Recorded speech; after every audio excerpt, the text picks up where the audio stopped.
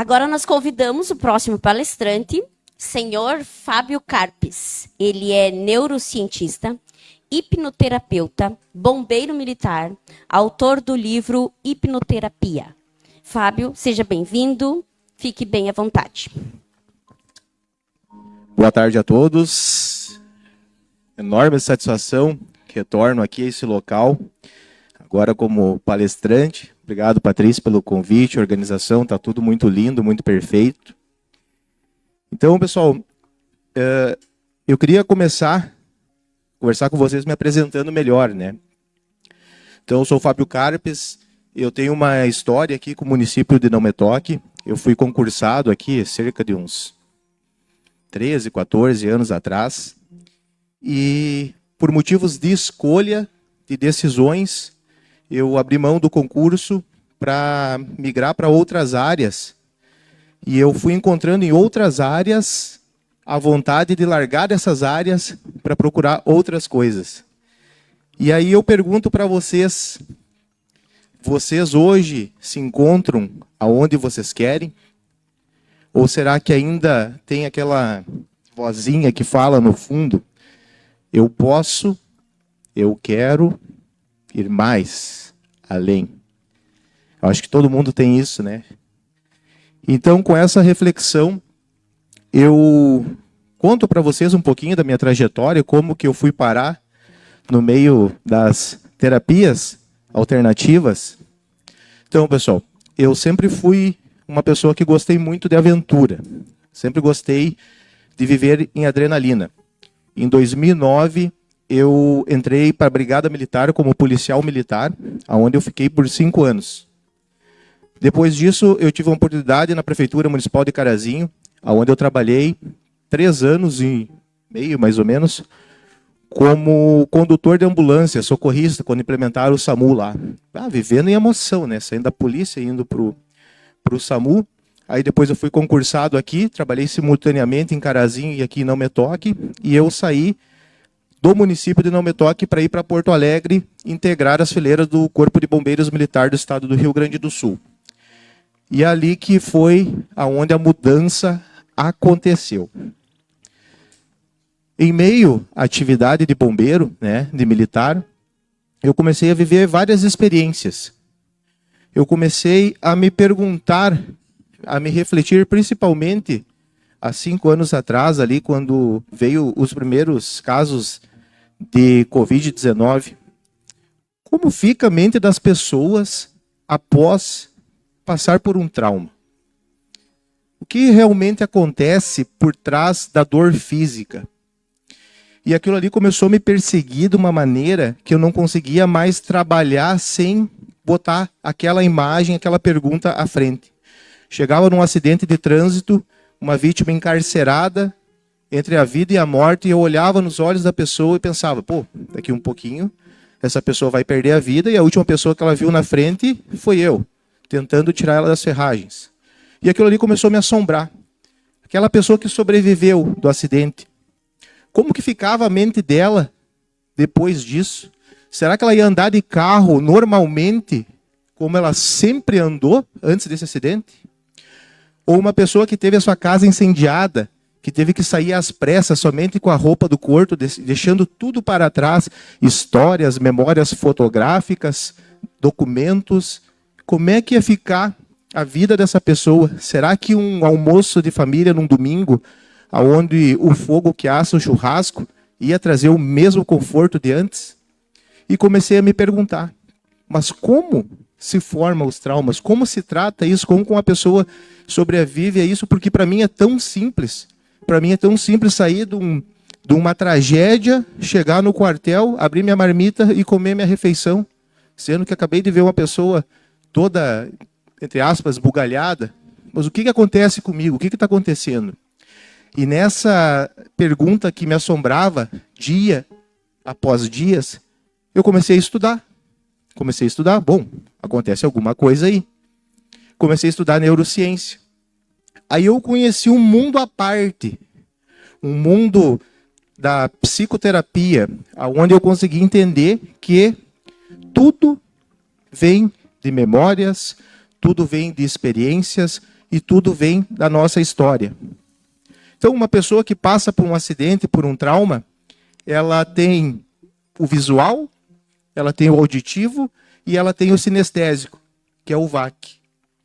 Tá, mas e o que eu posso fazer para mim reverter isso? Eu consigo mexer nos sintomas, fazer ela sentir aquela lembrança mais leve, consigo fazer ela tentar ancorar alguma coisa boa em relação, fazer 3 perguntas para si mesmo, o que poderia ter acontecido de mais grave em relação a isso.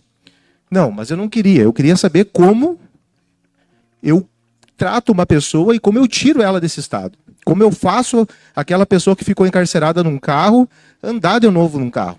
Como que eu faço aquela pessoa que perdeu tudo no incêndio comemorar um domingo normal do Dia das Mães assando uma carne com a família. Eu queria ir mais além. E eu, insistentemente, não parei até eu conseguir achar. E era mais simples do que eu pensava. Foi na terapia alternativa que eu encontrei a hipnoterapia. Ou seja, uma terapia que utiliza hipnose clínica. Aí eu fui estudar o que era tal da hipnose, né? Porque a neurociência me deu o caminho da hipnose. Que com a hipnose, o indivíduo lá estando em frequências cerebrais teta, ele consegue provocar sinapses cerebrais, e daí começou toda aquela história. Eu fui estudar isso aí. Comecei a fazer curso de hipnose pelo Brasil inteiro. E comecei a entender, funciona mesmo. Comecei a fazer em casa, comecei a fazer com amigos, comecei a fazer com próprios colegas de trabalho, né? E até que eu resolvi fazer uma experiência. Peguei uma das pessoas que passou por uma ocorrência que eu atendi, convidei ela e fiz um atendimento amador, digamos assim. E aquela pessoa ali, então, transformou a minha vida, assim como eu transformei a dela, porque resolvi o problema e eu vi, é aqui a ferramenta. Então eu fui me aprofundar, comecei a fazer atendimentos de hipnose clínica. Hoje atuo aqui em Não Me Toque, atuo em Carazinho e também em Passo Fundo. E também atendimento online. E eu comecei a ver o resultado que a hipnose clínica traz. E daí eu me fiz uma pergunta. Não sei se tem alguém que é hipnoterapeuta aqui. Um hipnoterapeuta. E eu comecei a fazer a pergunta, por que uma ferramenta tão poderosa tem poucas pessoas que praticam? Aí numa conferência em Porto Alegre eu fui entender que não é todo mundo que consegue lidar com a tal da cartaz, com a aberração, que é o quê? Toda aquela liberação de emoção do trauma, numa regressão de memórias. A pessoa ela revive tudo aquilo de novo e ela bota para fora aquele sentimento. E se a pessoa não tem, o profissional ele não tem a destreza, ele perde o controle. Aí eu comecei a entender, olha, ser bombeiro me deu uma aptidão de não ficar apavorado. Talvez se eu não tivesse essa experiência, eu nunca ia conseguir ser um hipnoterapeuta. Nunca ia conseguir fazer uma regressão, voltar numa tragédia lá e ressignificar. Mas vocês devem estar se perguntando, né, sobre a hipnose. Mas como faz isso, né? E eu conto para vocês.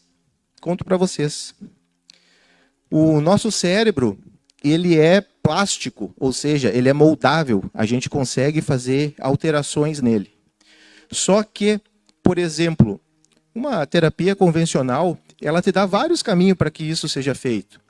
Conversa, ferramentas, técnicas, conhecimento, autoconhecimento, né, te leva a um certo destino. Porém, a hipnose, ela vai exatamente, especificamente naquele motivo. E ali você faz uma reprogramação, utilizando programação neurolinguística, utilizando várias ferramentas, desde psicologia positiva, desde comunicação, desenvolvimento humano, então tu consegue alterar aquilo ali. Mas para que isso tenha resultado, a pessoa precisa estar em hipnose, no estado de hipnose. E a hipnose, ela é algo muito, digamos assim, que polêmico quando a gente fala em hipnose. Por quê? A hipnose, os primeiros registros delas começaram lá na época dos egípcios, onde utilizavam a hipnose para tratamento de cura. Depois, no século XVIII, ela começou a ser implementada na medicina. E aí foi século XIX, até que chegou no século XX, alguém inteligente lá descobriu que a hipnose, o estado de hipnose, conseguia manipular a pessoa. Ou seja, começaram a utilizar ela para palco. Aí a credibilidade dela foi por água abaixo. A medicina começou a largar de mão, depois, né, de Sigmund Freud, começou a largar de mão a hipnose clínica. Por quê? Porque estavam usando para fazer shows de palco. Mas lá em 1950, um cara chamado Milton Erickson começou a resgatar isso. Começou a trazer de volta a hipnose como atendimento médico. E começou a ver os resultados. Daí, então, a hipnoterapia começou a ganhar força no mercado. Tanto que nós temos aí uma política do SUS, né, onde ele reconhece a hipnoterapia, inclusive está junto com as PICs. E alguns conselhos federais começaram a reconhecer como ferramenta de medicina. O próprio Conselho Federal de Medicina reconhece a hipnose clínica como uma ferramenta. O próprio Conselho Federal de Psicologia, o Conselho Federal de Odontologia, Fisioterapia e Enfermagem. Ou seja, nós temos vários conselhos que reafirmam a importância da hipnose clínica. Mas ela ainda não tem tanta força comercial, digamos assim, por causa da hipnose de palco. Por causa que o pessoal utiliza, que é o mesmo princípio de indução, e o pessoal, então, utiliza a hipnose de palco para fazer shows e perde a credibilidade nessa ferramenta que é tão poderosa. Imagine vocês, isso é um caso real, tá? Aqui de Não Me Toque. Imagine vocês que uma mulher chegou para mim e falou assim: Fábio, eu trabalho numa empresa, eu ganho bem, meu ambiente de trabalho é maravilhoso, a minha empresa tem bastante benefícios, porém, todo final de mês, quando eu tenho que emitir relatório, é a mesma coisa. É uma crise de ansiedade atrás de outra. O meu trabalho está me gerando crises de ansiedade. Ela falou bem assim para mim. E deu, fala mais, como é que funciona? Não, toda vez que o meu chefe chega e pede aqueles relatórios e as planilhas do mês, começa a me dar uma angústia, começa a me dar uma coisa ruim. Interessante. Será que é o teu trabalho mesmo? Sim, é meu trabalho. Eu já fui na psicóloga, eu já estou tomando medicação para diminuir a ansiedade, mas toda vez que ele me pede esse relatório, eu tenho a crise de ansiedade. Daí eu, tá. Será que não é o gatilho o teu trabalho? E a tua crise de ansiedade não está vindo lá de trás? Ah, acho que não. Tudo bem. Então pensa agora nessa tua crise de ansiedade, assume para ti que tu tá com essa ansiedade, como se eu fosse o teu chefe, estou te cobrando esse relatório. O que eu fiz aí? Eu provoquei o sintoma dela, para fazer uma trilha neural para me mostrar onde está realmente a ansiedade dela. E aí veio uma memória dela de 8 anos. 8 anos mais ou menos, que ela estava fazendo um trabalhinho para a escola, que é quando faz aquelas maquetezinhas bem simplesinhas, com palitinho de picolé, e ela fez alguma coisa de errado que ela não lembra, e o pai dela gritou assim para ela: faz isso aí direito, senão não te ajudo mais. Trauma instalado com sucesso. O pai dela não tinha intenção, mas uma criança de 8 anos, sem experiência de vida, interpretou que, nossa, meu pai é mau, meu pai só me cobra, meu pai não vai me ajudar se eu não fizer nada certo. Então, toda vez que ela passava pela situação do chefe dela pedir esse relatório, as amígdalas cerebrais dela, que são as nossas antenas, né, do perigo, detectava algo estranho e reportava para o hipocampo. O hipocampo é responsável por varrer todas as nossas memórias em milésimos de segundos para achar o que fazer em determinada situação. E achava aquela memória. Uma situação, autoridade falando para ela fazer alguma coisa, associava ao pai. Perigo. Instantaneamente, o hipotálamo gerava o quê? Uma dosagem de adrenalina e cortisol na corrente sanguínea. E vinha a crise de ansiedade dela. Então, por mais que ela tratasse, mudasse de emprego, o que estava ancorado lá atrás ia continuar acompanhando ela a vida inteira. E ela já estava fazendo acompanhamento psicológico, mas por quê? Por causa do trabalho, por causa do que era o gatilho e não da raiz. Aí, então, a gente percebe o quão poderosa é essa ferramenta. E eu trago mais uma coisa para vocês.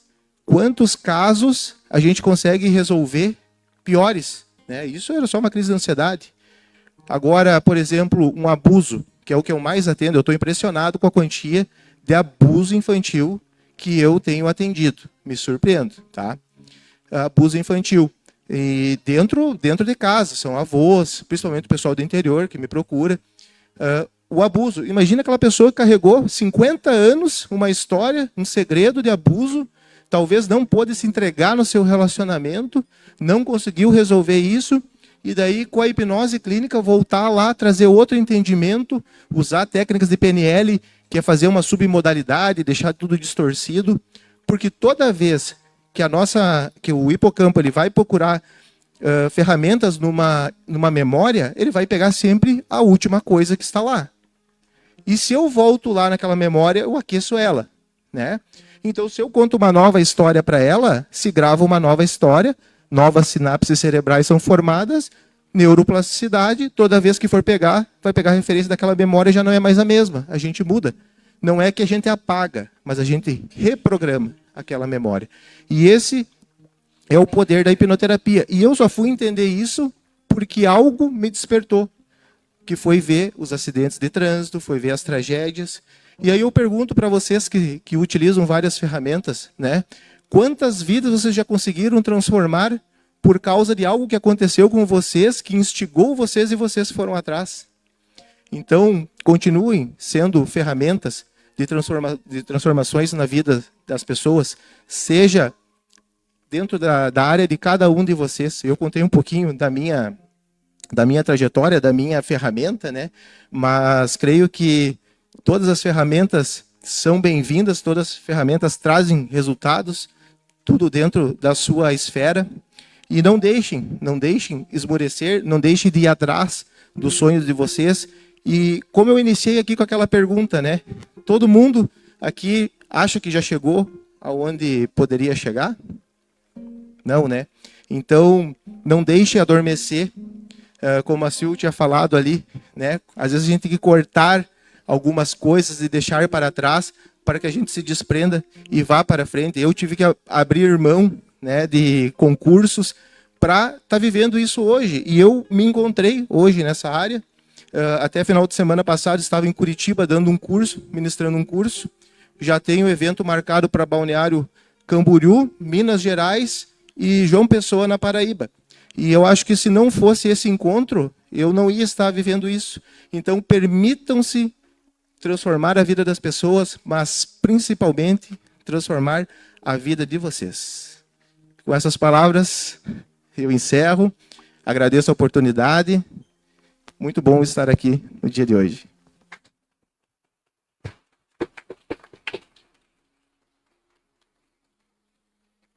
Gente, que alegria, porque o Fábio, para quem não sabe, ele também é terapeuta da minha filha.